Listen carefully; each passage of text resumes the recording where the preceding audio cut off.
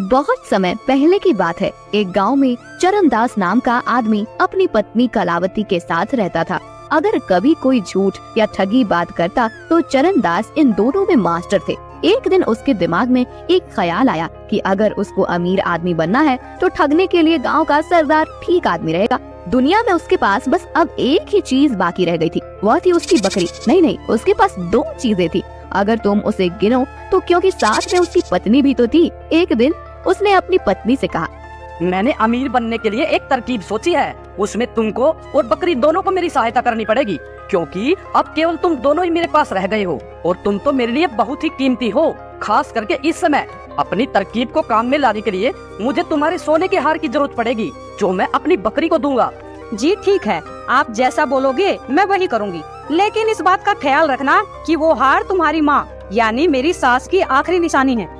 अगले दिन उसने अपनी पत्नी का सोने का हार लिया और उसके कई छोटे छोटे टुकड़े कर दिए। उनमें से एक टुकड़ा उसने बकरी के चारे में मिला दिया। बाद में जब बकरी ने लीद की तो उसमें वह सोने का टुकड़ा चमक रहा था। उसने फिर एक बार बकरी के चारे में एक सोने का टुकड़ा मिला दिया और बकरी को लेकर वह गाँव के सरदार के घर पहुँचा और आवाज लगाई, सरदार की जय हो, सरदार अमर रहे।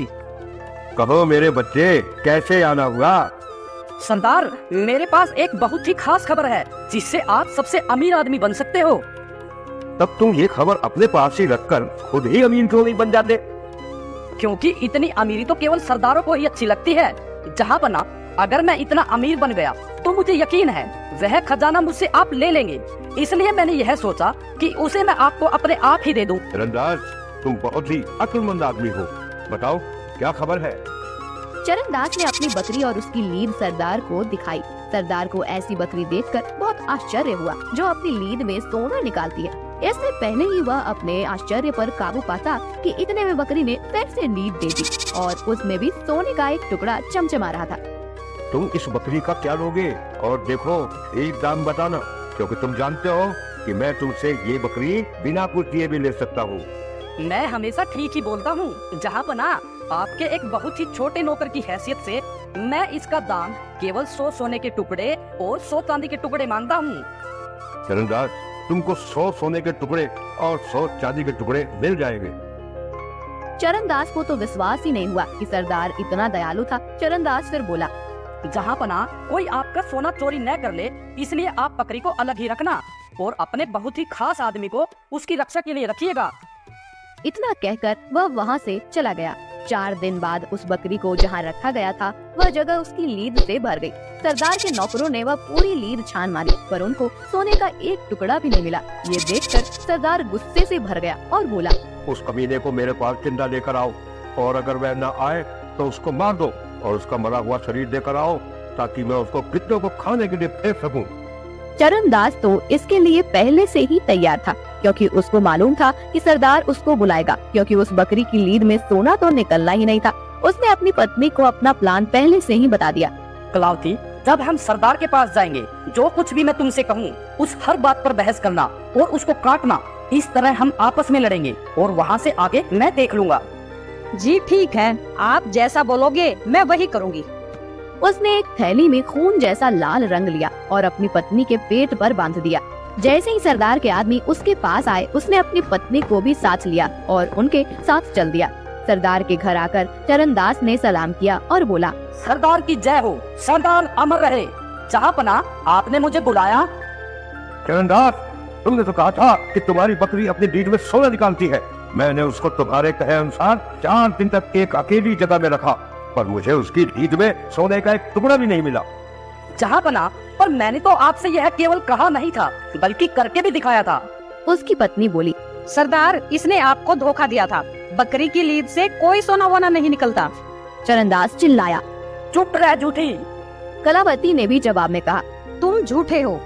चरणदास ने गुस्सा होने का बहाना करते हुए अपनी पत्नी को बहुत डांटा। फिर उसने अपना छोटा सा चाकू निकाला, उसके पेट पर लिपटा हुआ वह थैला काट दिया। इससे इस थैले में भरा सारा खून फर्श पर बिखर गया और उसकी पत्नी जमीन पर गिर पड़ी। यह देखकर सरदार चिल्लाया, तुमने अपनी पत्नी को मार दिया? आपने मुझे बुलाया था ना? क्यों बुलाया था? जल्दी बताइए ताकि मैं अपनी पत्नी को फिर से जिंदा कर सकूं। सरदार ये सब देखकर परेशान था। वह बोला, तुमने अभी अभी एक इतना बड़ा जुर्म किया है और तुम मुझसे पूछ रहे हो कि मैंने तुमको यहाँ क्यों बुलाया? भूल जाओ कि मैंने तुमको यहाँ बुलाया है। तुमने अपनी पत्नी को मारा है, तुमने एक भयानक जुर्म किया है, वह भी मेरी आंखों के सामने। अब तुम उसकी सजा भुगतने के लिए तैयार हो जाओ। चरणदास ने तुरंत ही एक गिलास भरकर पानी मांगा। सरदार ने पानी मंगवा दिया। चरणदास ने उसके ऊपर कुछ शब्द बोले, फिर उसने अपनी गाय की पूंछ का चवर उस पानी में डुबोया और उस पूंछ को 7 बार झटक कर उससे एक आवाज करते हुए वह पानी अपनी पत्नी पर छिड़क दिया। वह बोला, इसका कटा हुआ शरीर ठीक हो जाए और मैं तुझे हुक्म देता हूँ कि तू उठ जा। उसकी पत्नी तुरंत ही उठकर बैठ गई। अब उसका भी कहीं से कटा हुआ नहीं था। गाय की उस पूंछ के चंवर की ताकत को देखकर सरदार ने सोचा कि अगर यह चंवर उसके पास हो तो वह कितना ताकतवर हो जाएगा। वह अपने उन सब मरे हुए लोगों को जिंदा कर सकता है जो मर गए थे। तो वह चरणदास से बोला, मैंने तो कभी ये सोचा भी नहीं था कि मैं अपनी आंखों से ऐसी ताकत देख पाऊंगा। मुझे लगता है कि मैं लीज में सोना निकालने वाली बकरी के बदले यह चंवर लेना ज्यादा पसंद करूंगा। चरणदास, तुम मुझे इसे कितने में बेचोगे? जहाँ पना, मुझे यकीन है कि आप जानते हैं यह चंवर इस बकरी से कहीं ज्यादा कीमती है, पर मैं आपको इसे 200 सोने के टुकड़े और 200 चांदी के टुकड़े में दे दूंगा। सरदार ने उस चंवर के दाम चरणदास को दे दिए और वह चंवर उससे ले लिया। एक दिन जब सरदार अपने सलाहकारों के साथ खा पी रहे थे तो उसी समय उसकी एक पत्नी वहाँ और खाना रखने के लिए आई। तो उसने उन लोगों से कहा, मैं पहले अपनी पत्नी को मार दूंगा और फिर इसे जिंदा करूंगा। तुरंत ही उसने अपनी पत्नी को पकड़कर जमीन पर गिरा दिया और उसका गला काट दिया। उसका एक सलाहकार ये देखकर घबरा गया और चीख पड़ा, सरदार, यह आपने क्या किया? आपने तो उन्हें मार ही दिया। ठीक है, अब हम खाना खाते हैं और पीते हैं, बाद में मैं इसको जल्द ही जिंदा कर दूंगा। पर उसके सलाहकारों को तो चिंता हो रही थी। उन्होंने सरदार को उसे जल्दी ही जिंदा करने को कहा। सरदार ने तब वह चंवर पानी से भरे ग्लास में डुबोया और चरणदास की तरह कुछ शब्द बोले। फिर उसने चंवर को 7 बार हवा में हिलाया और उसका पानी अपनी पत्नी के शरीर पर छिड़क दिया। उसने उसको हुक्म दिया कि वह उठ जाए, पर वह तो वहीं की वहीं पड़ी रही, हिली भी नहीं वहाँ से। उसने वह सब एक बार और दोहराया, पर फिर भी कुछ नहीं हुआ। ये देखकर वह खुद भी डर गया। उसने अपने नौकरों को फिर से चरणदास को लाने के लिए कहा और बोला, अब की बार तो चरणदास को मरना ही पड़ेगा। नौकर चरणदास को सरदार के पास ले आए। इस हरामखोर के हाथ पैर बांधकर डूबने वाली चीज में डाल दो और इसे नदी के सबसे गहरे हिस्से में फेंक दो। उन आदमियों ने चरणदास के हाथ बांधे और एक चमड़े के थैले में डालकर उस थैले का मुंह रस्सी से बांध दिया। फिर वे उसे फेंकने के लिए नदी की ओर चल पड़े। वे सुबह से लेकर शाम तक चलते रहे। अब उनको लघु शंका के लिए जाना था। सुबह थैला उन्होंने सड़क के किनारे रख दिया और एक झाड़ी की तरफ चले गए। इससे पहले कि वे वहाँ से लौट कर आते, एक व्यापारी अपने गधे पर चढ़कर वहाँ से गुजर रहा था। चरणदास को कुछ आवाज आई तो वह थैले में से बोला, मेहरबानी करके कोई मेरी मदद करो, मुझे सोना चांदी नहीं चाहिए। सरदार अपनी जिंदगी बचाने के लिए मुझे अपना खजाना देना चाहता है, पर मुझे उसका कोई खजाना वजाना नहीं चाहिए। मैं गरीब ही ठीक हूँ। तुम पागल हो गए हो क्या? अरे हर आदमी अमीर होना चाहता है और तुम कह रहे हो कि तुम गरीब ही ठीक हो। हाँ, मैं ठीक कह रहा हूँ। वह खजाना तुम ले लो। यह पैसा मेरे लिए हमेशा से ही एक परेशानी रहा है। तुम मुझे खोल दो और तुम मेरी जगह इस थैले में बैठ जाओ। मुझे वह खजाना नहीं चाहिए, वह खजाना तुम ले लो। उस आदमी ने तुरंत ही वह थैला खोला, चरणदास को बाहर निकाला और खुद उस थैले में बंद हो गया। चरणदास उस आदमी के गधे पर बैठकर वहाँ से चला गया। कुछ ही देर में सरदार के आदमी लघु शंका से वापस आ गए। उन्होंने वह थैला उठाया और उसे उठाकर चल दिए। उनमें से एक बोला, आखिर चरणदास, तुम हमारे हाथ लग ही गए। अब तुम किसी को धोखा नहीं दे पाओगे। हम तुम्हें अब नदी में फेंक देंगे। वो आदमी ये बातें सुनकर थैले में से चिल्लाया, नहीं नहीं, मैं चरणदास नहीं हूँ, मैं हूँ, मुझे खोल दो। हाँ हाँ, वह तुम ही हो, वह तुम ही हो। ये कहकर उन्होंने उस थैले को नदी में फेंक दिया और सरदार के पास लौट गए।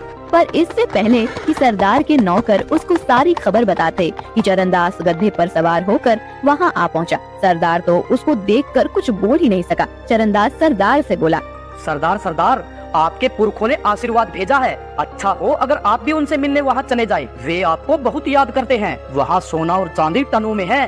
वे चाहते हैं कि आप खुद वहाँ जाकर वह सोना चांदी ले आए। आपको वहाँ जरूर जाना चाहिए जहाँ मैं गया था। जब तक आप वहाँ से लौटकर नहीं आते तब तक मैं यहाँ रहता हूँ। यह सुनकर सरदार ने अपने गांव वालों को बुलाया और उनसे कहा, चरणदास ने मेरे पुरखों को देखा है, मैं भी उनको देखने जाना चाहता हूँ। जब तक मैं उनके दर्शन करके नहीं आता तब तक यह चरणदास ही तुम्हारा सरदार रहेगा। चरणदास ने सरदार के नौकरों से सरदार को वैसे ही चमड़े के थैले में बांधकर नदी के सबसे गहरे हिस्से में फेंक देने के लिए कह दिया। सरदार के आदमी सरदार को थैले में बांधकर नदी पर ले गए और उसको नदी में फेंक दिया।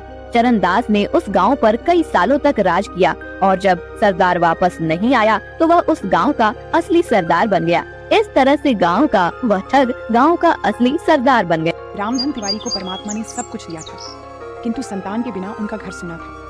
धन धान्य से भरा पूरा घर उन्हें जंगल की तरह जान पड़ता। संतान की लालसा से उन्होंने न जाने कितने तप जप और विधान करवाए और अंत में उनकी ढलती उम्र में पुत्र तो नहीं पर एक पुत्री का जन्म हुआ। उसका नाम रखा गया सोना।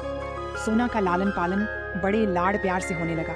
कुछ साल बीत जाने के बाद जब सोना ने 8वीं कक्षा पास कर ली तो एक शाम तिवारी जी ने अपनी पत्नी ललिता से कहा, देखो ललिता, सोना ने 8वीं क्लास पास कर ली है। अब मैं चाहता हूँ कि उसकी आगे की पढ़ाई घर रहकर ही करवाई जाए। घर में रहकर पढ़ाई करेगी तो 4 घंटे की पढ़ाई 2 घंटे में ही कर लेगी। मैं कल ही सोना के लिए किसी अच्छे से मास्टर का इंतजाम करता हूँ। देखो जी, मैं ठहरी अनपढ़ औरत, मुझे पढ़ाई लिखाई के बारे में कुछ नहीं पता। जैसा आप बाप बेटी को अच्छा लगे वैसा करो। जैसे ही सोना को इसके बारे में पता चला वह अपनी माँ के पास आकर बोली, माँ, मैं स्कूल नहीं छोड़ूंगी। मैं साफ साफ पिताजी से कह दूंगी कि घर में नहीं पढ़ूंगी। भला घर में भी कहीं पढ़ाई होती है, चाहे कुछ हो जाए। मैं यह बात तो मानूंगी ही नहीं। आजकल कुछ नहीं बोलती हूँ तो इसका यह मतलब तो नहीं कि जिसकी जो मर्जी हो वही करते चले। शाम को जैसे ही तिवारी जी आए वह सारा साहस बटोरकर उसके कमरे की तरफ चल पड़ी। जैसे ही कमरे में घुसी तिवारी जी बोल पड़े, देखो सोना बिटिया, मैंने तुम्हारे लिए एक अच्छे से मास्टर जी की व्यवस्था कर दी है। वे कल से ही तुम्हें पढ़ाने आएंगे। यूँ भी आजकल स्कूलों में कहा कि पढ़ाई लिखाई होती है, सिवाय उद्यम धाड़े के। घर में ही मन लगाकर पढ़ोगी तो 2 घंटे में ही 4 घंटे की पढ़ाई कर लोगी। और फिर हमारी बिटिया बुद्धिमान भी तो है, बस 2 साल में मैट्रिक हो जाएगी। ठीक है ना? सोना को लगा कि उसकी सारी दृढ़ता, सारा संकल्प बहता चला जा रहा है। उसके मुंह से केवल इतना ही निकला, ठीक है पिताजी। कमरे में आकर वह बहुत रोई, अपने को बहुत कोसा। मैंने क्यों नहीं साफ साफ कह दिया? मैं क्यों मान गई पिताजी की बात? उसके मन की बात उसके मन में ही घुट कर रह गई। दूसरे दिन से ही मास्टर जी पढ़ाने के लिए आने लगे। 2 साल बीत जाने के बाद सोना 10वीं क्लास में अच्छे नंबरों से पास हुई। गांव के सभी लोगों ने सोना की कुशाग्र बुद्धि की तारीफ की। इसके आगे अधिक पढ़ाकर तिवारी जी को कन्या से कुछ नौकरी तो करवानी न थी, इसलिए सोना का पढ़ना बंद करवा दिया। अब सोना 14 साल की हो गई थी। उसकी सुंदरता को देखकर गांव वाले कहते, तिवारी जी, तुम्हारी लड़की तो देहात के लायक नहीं है। इसका विवाह तो भाई कहीं शहर में ही करना। सुना है शहर में बड़ा आराम रहता है। इधर तिवारी जी की बहन जानकी, जिसका विवाह हुआ तो गांव में ही था, किंतु कुछ सालों से शहर में जाकर रहने लगी थी और अच्छा जीवन व्यतीत कर रही थी। इन सब बातों को देखते हुए सोना की माँ ने तिवारी जी से कहा, मैं अपनी सोना का विवाह शहर में ही करूंगी। मेरी सोना भी पैरों में पतली पतली चांदी की पायल और काले स्लीपर पहनेगी। चौड़े किनारे की सफेद साड़ी और लेस लगा हुआ जैकेट पहनकर वह कितनी सुंदर लगेगी। ललिता, क्यों उसके पीछे पड़ी रहती हो? जितने दिन है खेल खा लेने दो। तुम्हारे घर जीवन भर थोड़ी ही पड़ी रहेगी। किंतु यह कितने दिन चल सकता है? लड़की का विवाह तो करना ही पड़ता है। वैसे पास के गाँव में ही कई लड़के थे जिससे सोना का विवाह हो सकता था। एक दिन तिवारी जी की बहन और जीजा जी उनके घर आए। उसकी बहन ने कहा, भाई, तुम्हारे जीजा ने सोना के लिए एक अच्छा लड़का देखा है। हमारे शहर का ही है, कंपनी में नौकरी करता है, अच्छा घर बार है। घर में सिर्फ बेटा और माँ ही रहते हैं। अगर आप बोलो तो तुम्हारे जीजा जी कल ही लड़का दिखा देंगे। बहन, आपने तो मेरे मन की बात बोल दी। मैं भी आपसे यही कहने वाला था। और फिर हम तो चाहते भी यही है कि सोना बिटिया का विवाह शहर में ही हो। अगले दिन ही तिवारी जी अपने जीजा जी के साथ लड़का देखने के लिए शहर चले गए। जब तिवारी जी ने मोहन और उनके घर को देखा तो उनकी खुशी का ठिकाना न रहा। तिवारी जी ने 1 रुपया देकर शादी पक्की कर ली। घर आकर तिवारी जी के जीजा जी बोले, कहो तिवारी, है ना लड़का 100 में से 1? है कोई तुम्हारे गांव में ऐसा जब कपड़े पहनकर हैट लगाकर निकलता है तब कोई नहीं बता सकता कि साहब नहीं है। सब लोग झुक के सलाम करते हैं। घर में देखा कितना पर्दा है। इसकी माँ बूढ़ी हो गई है, पर क्या मजाल कि कोई परछाई भी देख ले। भाई नारायण, मैं तुम्हारे इस उपकार का सदा आभारी रहूंगा। हमारे ढूंढे तो ऐसा घरवार कभी ना मिलता। हम देहात के रहने वाले शहर का हाल चाल क्या जाने, पर तुमने मेरी सोना को अपनी लड़की समझकर जो उसके लिए इतनी भाग दौड़ की है और ऐसा अच्छा जोड़ा मिला है, इस उपकार को मैं कभी नहीं भूलूंगा। सोना ने जब सुना कि उसका विवाह हो रहा है वह दौड़कर अपनी माँ के पास आई। उसने पूछा, माँ, विवाह कैसा होता है और क्यों होता है? ललिता के सामने यह बड़ा जटिल प्रश्न था। वह समझ ही न सकी कि इसका क्या उत्तर दे, किंतु उसकी बुआ जी ने तुरंत बात बना ली। सोना, विवाह होने पर अच्छे अच्छे कपड़े गहने मिलते हैं, इसलिए विवाह होता है। बुआ जी, फिर क्या होता है? फिर सास के घर जाना पड़ता है। मैं तुझे अपने साथ लेके चलूंगी। वो तो मैं पहले से ही जानती थी बुआ जी कि विवाह करने पर सास के घर जाना पड़ता है, पर मैं कहीं नहीं जाऊंगी। अभी से कह देती हूँ, विवाह करो चाहे ना करो। कहती हुई सोना खेलने चली गई। ललिता की आंखों में आंसू बनकर उमड़ आए।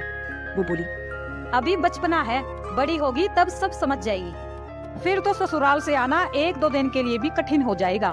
भाभी देखो ना, मैं 2-4 दिन के लिए आती हूँ तो रात दिन बस वही की फिक्र लगी रहती है। जहाँ गृहस्थी का झंझट सर पर पड़ा, सब खेलना कूदना भूल जाएगी। जब तक विवाह नहीं होता तभी तक का खेलना खाना समझो। जानकी दीदी, तुम लोगों की दया से मेरी सोना सुखी रही। जैसे उसका नाम सोना है, उसके जीवन में सोना ही बरसता रहे। कुछ दिनों के बाद सोना का विवाह हो गया। विदा का समय आया। तिवारी जी बोले, सोना बेटा, नए जीवन का स्वागत खुले दिल और दिमाग से करना। मुझे भरोसा है कि तुम अपनी समझदारी से सब अच्छे से संभाल लोगी, पर चाहे कुछ भी हो जाए, ये मत भूलना कि ये घर हमेशा वैसा ही तुम्हारा रहेगा जैसे पहले था। सोना विदा हो गई, किंतु घर पहुंचने पर वह एक कोठरी में बंद कर दी गई और बाहर से साफ हवा उसे दुर्लभ हो गई। 4-6 दिन में ही उसके गुलाबी गाल पीले पड़ गए। एक दिन मोहन ऑफिस चले गए। सास सो रही थी। सोना आंगन के बाहर के दरवाजे के पास चली आई। यहाँ देहात की सुंदरता तो न थी, फिर भी साफ हवा तो थी। किंतु उसी समय एक बुढ़िया उधर से निकली। सोना को उसने दरवाजे के पास देख लिया। उसने आकर मोहन की माँ से कहा, बहू को जरा संभाल कर रखो, न साल न 6 महीने, अभी से खड़ी होकर झाँकती है। यह लक्षण अच्छे घर की बहू बेटियों को शोभा नहीं देते। मोहन की अम्मा, तुम्हारी इतनी उम्र हो गई, आज तक किसी ने परछाई तक न देखी, और तुम्हारी ही बहू के ये लक्षण, कलयुग इसी को कहते हैं। बुढ़िया तो उपदेश देकर चली गई, पर सोना को उस दिन बड़ी डांट पड़ी। उसकी समझ में ही न आया कि दरवाजे के पास जाकर उसने कौन सा अपराध कर डाला। इसी बीच जब तिवारी जी सोना को लेने आए तो उसे ऐसा जान पड़ा जैसे किसी ने डूबने से बचा लिया हो। पिता को देखकर वह बड़ी खुश हुई। घर आकर सोना ने कहा, पापा, अब मैं कभी ससुराल नहीं जाऊंगी। सारा दिन एक ही कोठरी में बंद रहना पड़ता है। अगर गलती से भी दरवाजे पर चली गई तो वो लोग ऐसे चिल्लाते हैं जैसे मुझसे कोई बहुत बड़ा अपराध हो गया हो। बेटा, तुम चिंता मत करो, जब मोहन तुम्हें लेने आएगा तो मैं उसे समझा दूंगा। सोना को आए अभी 15 दिन भी न हुए थे कि मोहन सोना को लेने के लिए आ गए। वे जब आ रहे थे तो सोना उन्हें रास्ते में ही पेड़ पर चढ़ी हुई मिली। उसके साथ और भी बहुत से लड़के लड़कियां थीं। उसकी आंखों में खून उतर आया। अपना क्रोध वे चुपचाप पी गए, किंतु उसी समय उन्होंने मन ही मन प्रतिज्ञा की कि अब वे सोना को मायके कभी न भेजेंगे। सोना जब ससुराल आई तो उसकी सास ने कहा, मोहन, तेरे मामा जी का फोन आया था। वो बोल रहे थे कि उनकी तबीयत कई दिनों से खराब चल रही है। मुझे 1-2 दिन के लिए जाना पड़ेगा। और बहू, तुम मेरे जाने के बाद घर का अच्छे से ख्याल रखना। बिना काम के घर से बाहर मत जाना, समझी ना? अगले दिन ही मोहन की माँ अपने घर चली गई। मोहन भी ऑफिस के लिए चला गया तो पड़ोस में रहने वाला बनिए का लड़का फैजू आया और बोला, भाभी जी, सुई धागा हो तो जरा मेरी कुर्ते में बटन लगा दो, मुझे कुश्ती देखने जाना है। कुश्ती देखने जाना है कि लड़ने? दोनों काम करने भाभी जी, पहले बटन तो लगा दो, नहीं तो देरी हो जाएगी। सोना सुई तागे से बटन लगाने लगी। फैजू वहीं फर्श पर सोना से जरा दूर हटकर बैठ गया। इतने में मोहन भी घर आ गया, क्योंकि उसने सोचा था कि माँ घर पर नहीं है तो कुछ समय सोना के साथ बीत जाए। लेकिन जैसे ही वो घर में घुसे तो फैजू को सोना के पास बैठा देखकर उनके बदन में आग सी लग गई। वे क्षण भर वहीं खड़े रहे, परंतु अपने गुस्से को चुपचाप पीकर अंदर आ गए। सोना जैसे ही अंदर आई, पति का चेहरा देखकर वह सहम सी गई। उसकी बोहें छड़ी हुई और आंखें गीली थीं। उसने पूछा, जी, आज इतनी जल्दी कैसे लौट आई? सोना, मैंने तुझे कितनी बार बोला है कि इन जैसे लफंगों से दूर रहो, लेकिन तुम मेरी सुनती ही कहाँ हो। ऐसे ही चलता रहा तो एक दिन घर छोड़कर भाग जाऊंगा। इस बार मुझे माफ कर दो। अब तुम जो कहोगे मैं वही करूंगी। यह बात आज क्या तुम पहली बार बोल रही हो? मैं सब जानता हूँ। तुम्हारे कारण मैं शहर में सिर उठाने लायक नहीं रहा। सीधर जाओ, उधर लोग तुम्हारी चर्चा करते फिरते हैं। मेरे मुंह पर कोई कुछ नहीं कहता तो क्या हुआ, बाद में कानाफूसी करते हैं। तुम्हारे ऊपर तो जैसे इसका कुछ असर ही नहीं पड़ता, जो जी में आता है करती हो। भला यह फैजू तुम्हारे पास बटन लगवाने क्यों आया था? तुम इनकार भी कर सकती थी। जरा सा तो काम था, पड़ोसी धर्म के नाते मैंने सोचा कर देना चाहिए, नहीं तो इनकार क्यों नहीं कर सकती थी। इसी प्रकार जरा जरा सी बातों से बड़ी बातें हो जाया करती है। निभाया करो पड़ोसी धर्म, मगर मेरी इज्जत का ख्याल मत करना।